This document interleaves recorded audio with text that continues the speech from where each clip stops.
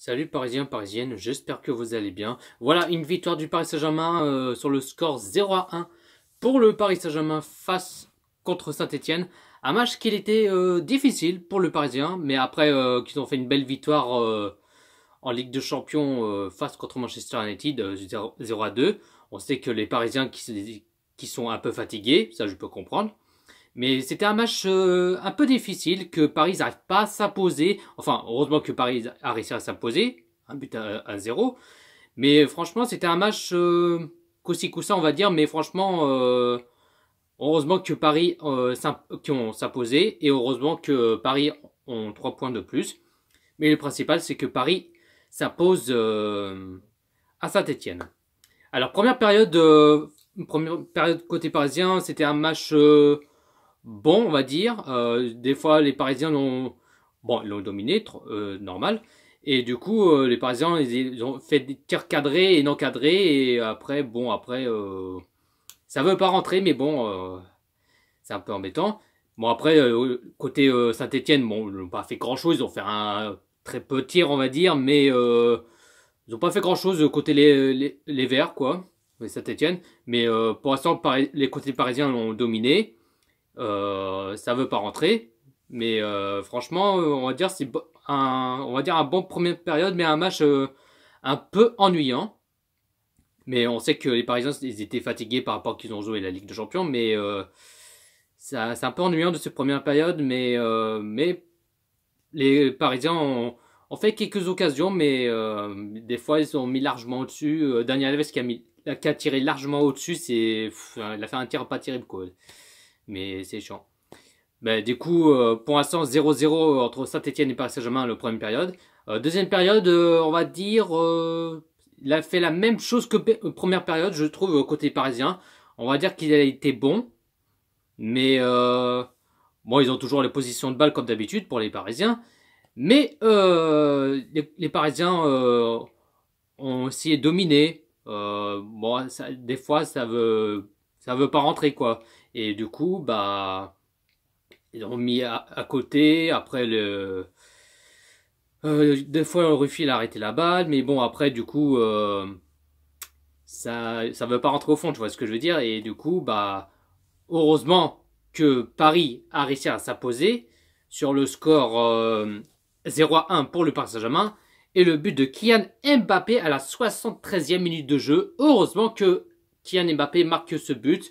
Fallait que Paris s'impose et Paris qui domine, quoi, tu vois ce que je veux dire. Et du coup, bah, deuxième période, on va dire, c'était bon, mais c'était pas assez, quoi, tu vois ce que je veux dire. Et du coup, bah, score final 0-1 pour le Paris Saint-Germain. Et Paris qui est premier au classement, comme d'habitude, ça bouge pas, avec 62 points. On a donc point d'avance et 3 points de plus. Et le principal, c'est que Paris s'impose et qu'ils l'ont fait, quoi. La composition qu'il a mis Thomas Torel en 4-4-2, en gardien Ariola, défenseur gauche Kerrer, défenseur droit Alves, l'archéné central Thiago Silva Marquinhos, deux milieux sentinelles Paredes Bernat. Alors c'est rare que Bernat il est milieu sentinelle parce que d'habitude c'est un défenseur Bernat. Alors je sais pas pourquoi que Thomas Tourelle met au milieu sentinelle Bernat, alors que c'est un défenseur gauche, quoi, tu vois ce que je veux dire. Et du coup, il a mis Bernat au milieu sentinelle. Bon, après, c'est normal que Marco Verratti est pas là. Enfin, il est même pas sur le groupe parce que par rapport, il est revenu sur blessure pour Marco Verratti. Et du coup, c'est pour ça que Verratti, il est pas là, il est même pas sur le groupe. Et bon, il est pas blessé, mais il est pas dans ce groupe, il est resté à Paris. Et ça évite que Marco Verratti soit encore un nouveau blessé. Et c'est pour ça qu'il fait tourner quelques joueurs. Mais c'est rare qu'il met Bernat au milieu sentinelle. J'attendais pas à ça. Milieu gauche, Diaby. Milieu droit, Draxler.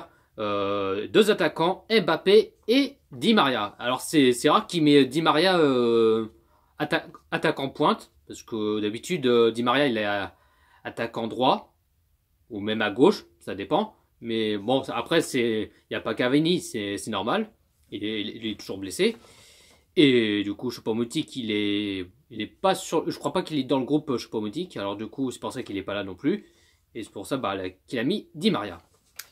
Le remplaçant côté parisien à la 60e minute de jeu, Bernat qui sort à la place d'Agba. Bernat qui a eu un carton jaune, c'est pour ça qu'il a fait sortir Bernat pour éviter qu'il reçoit un deuxième carton.